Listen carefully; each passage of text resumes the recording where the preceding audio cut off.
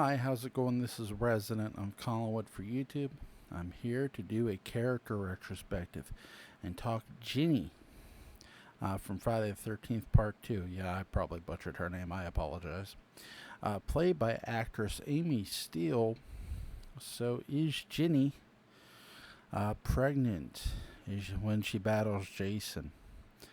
I'm just going to play spoiler here and tell you that my answer is yes in this fan theory. And there's evidence to go around, plenty. Especially considering how good of a job Amy still does at blocking. And yes. Blocking, for those who don't know, in an acting standpoint, is what actors do for body language. So when they posture their body and their face and their eyes, that's blocking. So when you see an actor or actress using their body, not so much their mouth, not so much them talking, but the way they're standing, the way they're posturing themselves, the way their eyes are moving, that's called blocking. So at a different campsite that is literally across the lake from the previous murders, where the previous murders took place, and the other at the other side of Crystal Lake, is the new camp training ground where Paul is working with some new and old acquaintances of his. Again, some he's worked with before, some he hasn't, to get back to the basics of being a camp counselor. Paul has a great reputation, and you know what Paul also has? A smoking hot girlfriend named Ginny, played by actress Amy Steele. Now, most people, when they watch horror movies, horror movies are about death, but every now and again, my friends, horror movies are about life and the protection of such. Okay. Now, are Paul and Ginny married? No.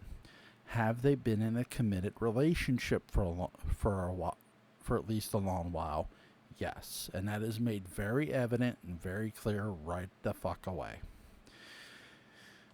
Before that, Ginny pulls up in her small beater car, if you will. It looks nice, but it runs like shit. And Paul, who's not an idiot, nor stupid, or blind, goes over to her and she goes, "I'm late." Now, think about what I've just said. Paul can see she's late. Paul can see her in the car that is late. Does Paul really need to be told by Ginny that she's late?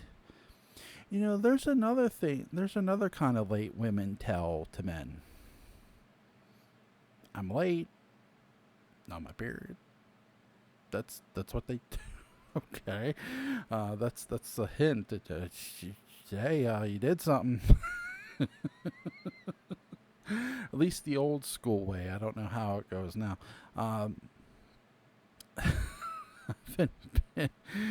Well, as a father of two, there's a lot of things I'm going to get into here to sort of further cement my point about Jenny being pregnant. Jenny also tells Paul she has something to tell him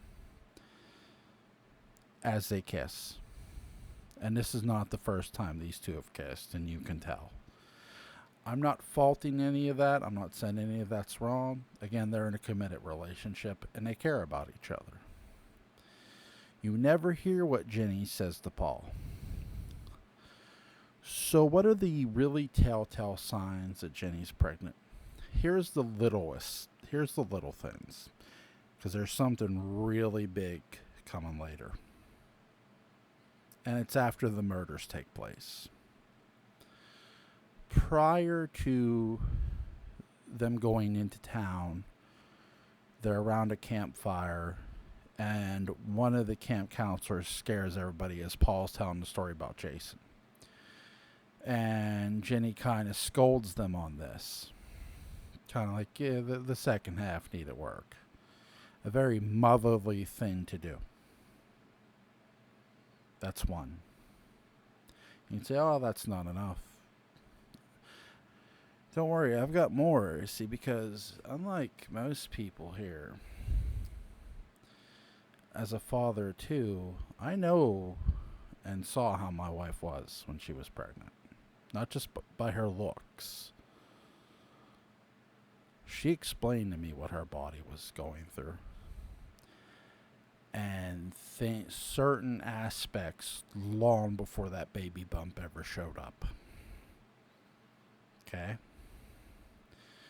Now, that's another thing. There's no baby bump for Ginny. That being said, when Paul and Ginny return from the bar, all the camp counselors have been killed. Okay? The bodies have been hid, just barely. They come in. They see Paul and Ginny come in together. They see that it's kind of a mess. Paul looks pissed. Paul kind of distracts you, and I think this is done on purpose too. The actor who played Paul, he did a good job. Watch Ginny. Watch her eyes.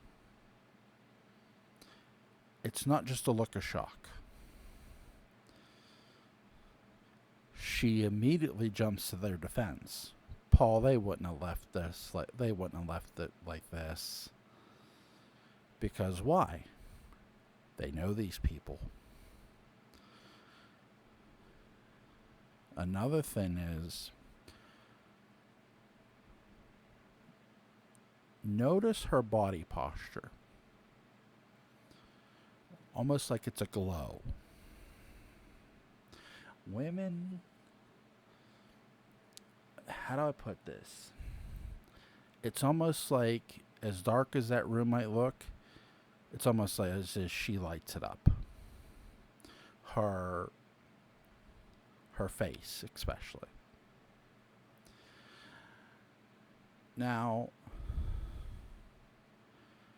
the other part of this, when a woman is pregnant, their body will tell them things. I'm not just meaning about the baby. I'm meaning outside too. I'm meaning it will, mothers, when a woman is pregnant, it's not just, you can call it maternal instinct, it's part of that. They have the biggest instinct of when something is wrong. Not just with the baby, not just with them, with a situation. Look at Jenny. When she goes, you could say, oh, because she went upstairs. You're going to dismiss because she saw the blood. What does she say in the room after they see the blood? When they come downstairs, Paul, someone's in this room. Now, I say this because, one, it's true. Okay. There is someone in the room. It's Jason. You might say, well, it's just her acting. I agree, it is. My wife, when she was pregnant with our daughter, was outside. I was inside working on the laundry, washing clothes, and my wife was outside doing something real quick. She wasn't going to come back in right away. She was going to go over and talk to her father. I say that because my wife comes in the house and says, "Hey, test your sugar. I'm diabetic." Now my wife knows I'm diabetic. I said, "Well, I tested at lunch." I said, "It's only an hour before dinner time." I said, "I'll test it then." No, test it now. I want you to do it right now. And you can make any excuse you want. You can make she's been around me a long time. You're not wrong. But again, she came from where? Outside. I tested my sugar. I was 60. I didn't feel it. The next time, my wife was upstairs and I was outside doing something. I was picking up the leaves a couple years ago. About when she was pregnant with Logan. 2000, let's see, what was it, 10? She had him in 2011. This was fall. Okay. Middle of fall. Now, here comes this woman down the stairs and outside and asks me if I'm okay. I said, "Yeah, I'm fine." Again, test your sugar. Again, I ran low. My wife had an instinct that something was wrong. A heightened instinct. Something's wrong. Ginny has a heightened instinct, not the moment she sees the blood, the moment she enters that cabin. Something's not right. The moment she enters that cabin, look at Amy Steele's face. Again, look, I'm not sitting here saying any of this is real. It's not. It's fiction. But watch her face. This isn't just somebody reading from a script. This is somebody hinting there's more to her character than meets the eye. Amy Steele's character, Ginny, is pregnant with Paul's child. Look, further evidence, look how hard she fights Jason. She, a mother, will defend her, will protect her unborn child like you've never seen. Women will fight tooth and nail to protect their unborn children. Because why? Because they love them. Because it's something there.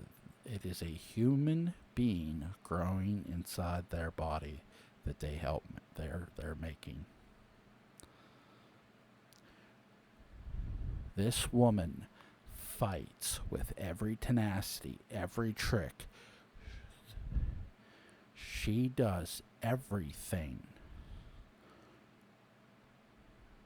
to survive. Everything.